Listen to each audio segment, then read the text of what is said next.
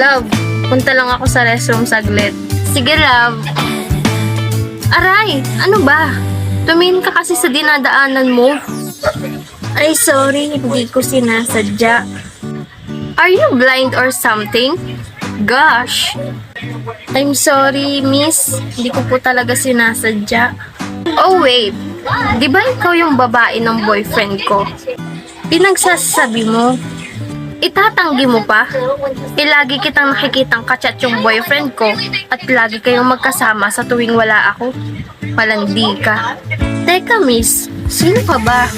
At isa pa, wala kang karapatan na sigawan ako.